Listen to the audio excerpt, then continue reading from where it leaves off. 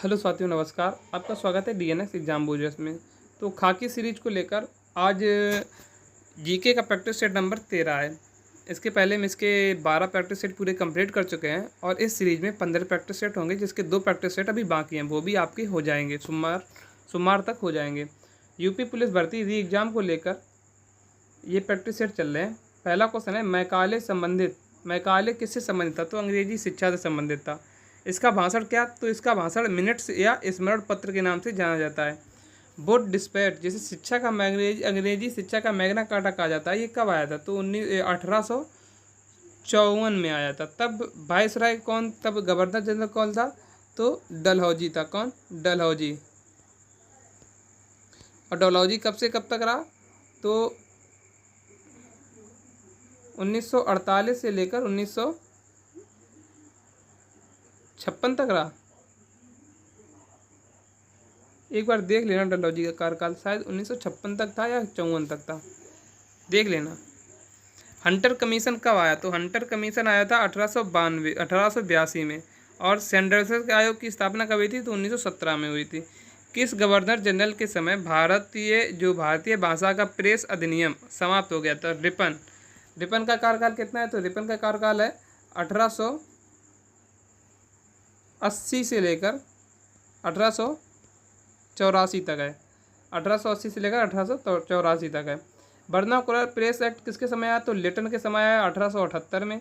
और भारतीय शस्त्र अधिनियम कब का है? तो ये भी 1878 का है, लिटन के समय। और वर्नाकुलर प्रेस एक्ट जो है उसको किसने? तो रिपन ने समाप्त कर दिया, 1882 में ख़त्म कर दिया। और कारखाना अधिनियम भी 1981 का रिपन के समय आया। और इलवर्ट जो है बिल, वो कब आया? तो 1983 में। इसमें क्या था? इसमें था कि जो अंग्रेज थे, अंग्रेजों का मुकदमा भी भारतीय जज सुन सकते थे। तीसरा क्वेश्चन है, जन गण मन पहली बार किस अवसर पर गाया गया? तो पहली बार गाया था भारतीय राष्ट्रीय कांग्रेस के अधिवेशन 1911 में गाया था। कब? 1911 में। वंदे मातरम कब गाया गया था? तो 1986 में गाया गया, 1886 में गाया गया। तिरंगा को कब लहराया गया पहली बार? तो 1929 में लहराया गया, लाहौर अधिवेशन में। कहाँ? लाहौर अधिवेशन, जहाँ पूर्ण स्वराज की मांग की गई थी। खादी पहनना अनिवार्य कब हुआ था? तो खादी पहनना अनिवार्य हुआ था गुवाहाटी में। कब? 1926 में।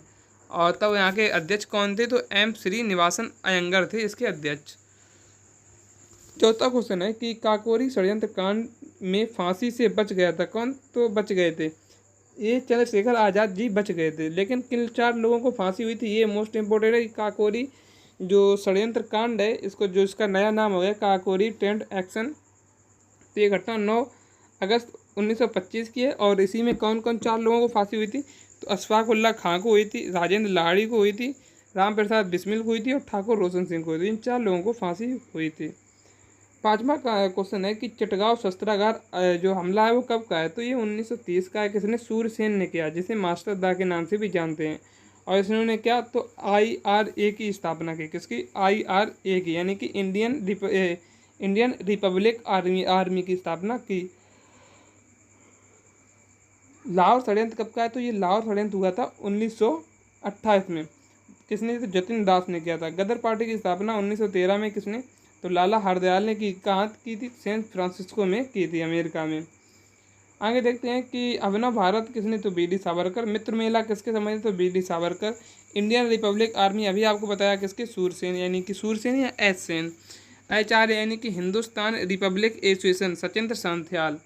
ये कब हुई थी? तो ये हुई थी 1924 में हुई थी। कहाँ? कानपुर में हुई थी। कहाँ? कानपुर में हुई थी। अगर अनुशीलन समिति की बात कीजिए, किसकी? अरविंदो घोष की है। और गदर पार्टी की स्थापना किसने की थी? लाला हरदयाल ने की थी। स्वराज पार्टी की स्थापना चित्तरंजन दास ने की थी। 7वां क्वेश्चन है कि जो संविधान है, संविधान भाग 15 निर्वाचित, संविधान भाग 15 जो है इसमें क्या है? तो निर्वाचन मंडल है, दिया गया है, बताया गया निर्वाचन मंडल के बारे में बताया गया। भाग 16 में बताया गया है कुछ वर्गों के लिए संबंधित विशेष उपबंध के बारे में बताया गया है। भाग 17 राजभाषा के बारे में बताता है। भाग 18 आपात उपबंध के बारे में बताता है। और भाग 20 किसके बारे में बताता है? संविधान संशोधन, जो आर्टिकल कितने? तो आर्टिकल 368 में है। आगे देखते हैं, लघु संविधान को कहा जाता है तो 42वां कॉन्स्टिट्यूशन अमेंडमेंट, यानी कि 42वां संविधान संशोधन कहा जाता है, जो कि कब का है?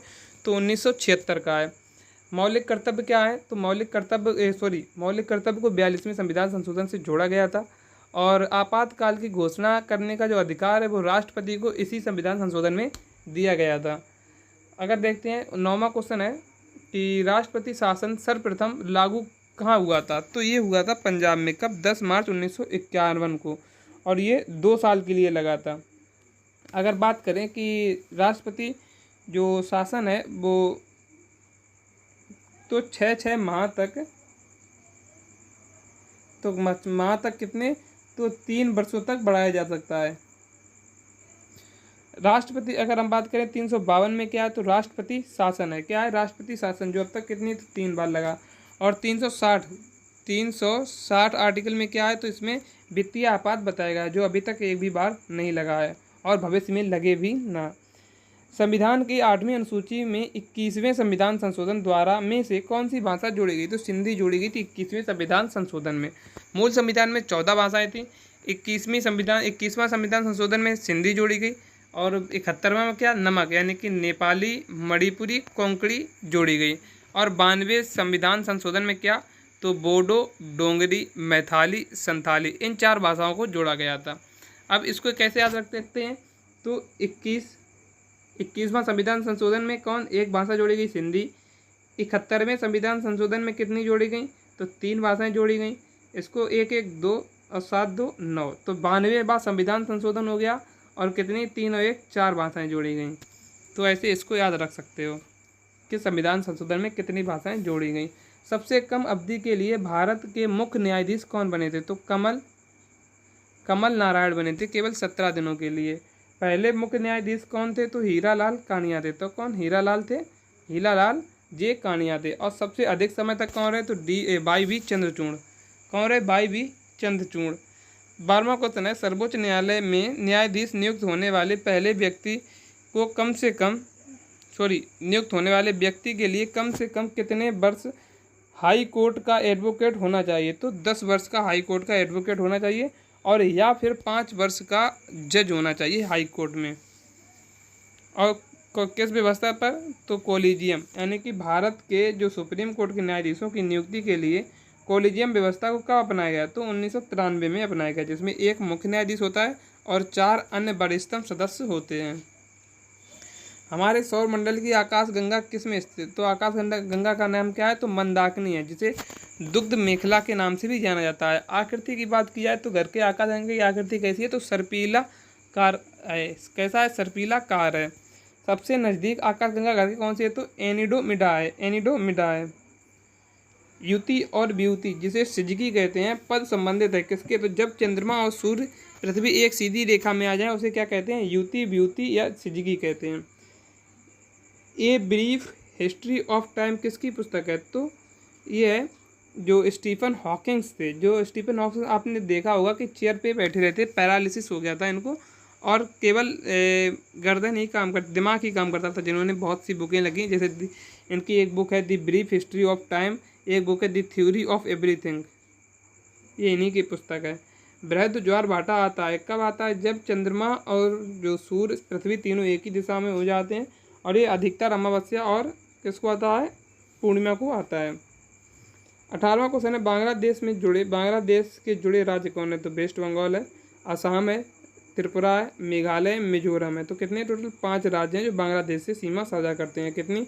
तो 4096 किलोमीटर 0.7 किलोमीटर सीमा साझा करते हैं। आगे देते हैं, तमिलनाडु की सबसे ऊंची चोटी कौन सी है? तो डोडा बेटा है। राजस्थान की आप कबीरमुल्ला गुरु शिखर, और जो नागालैंड की है ये सारमिती है। और एमपी की क्या है? तो धूपगढ़ है। नंदा देवी किसकी है? तो उत्तराखंड की है। उत्तर प्रदेश की सबसे ऊंची चोटी अमसोत है, मोस्ट इंपोर्टेंट है। मणिपुर की क्या है? तो टेम्पू है। 20वां क्वेश्चन है, भारत में राष्ट्रीय आय का आकलन कौन करता है? तो राष्ट्रीय सांख्यिकी कार्यालय करता है। इसकी स्थापना 1905 में रंगनाथन समिति पर हुई थी। पहले किसे प्लास्टिक मनी कहा जाता है? तो क्रेडिट कार्ड को कहा जाता है प्लास्टिक मनी। केंद्रीय बैंकों की जननी किसे कहा जाता है? तो बैंक ऑफ इंग्लैंड। इसी से सभी बैंकों का जन्म हुआ है, इसी के आधार पर। एक मुद्रा के मूल्य में वृद्धि दूसरी मुद्रा के का होता है?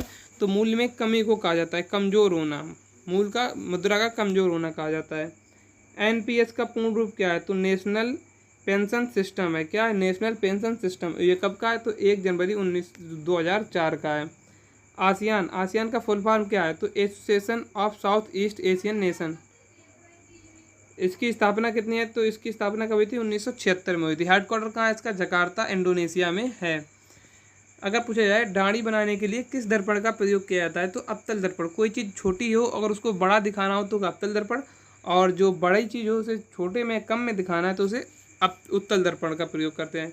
मानव की सामान्य जो स्वस्थ आँख होती है उसकी स्पष्ट दूरी कितनी होती है? तो 25 सेंटीमीटर होती है। क्षमता, आँख के जो नेत्र की लेंस की क्षमता होती है 576 मेगापिक्सल की होती है। और नेत्र दान में नेत्र का कौन सा अंग दान किया जाता है? तो नेत्र का कॉर्निया दान किया जाता है।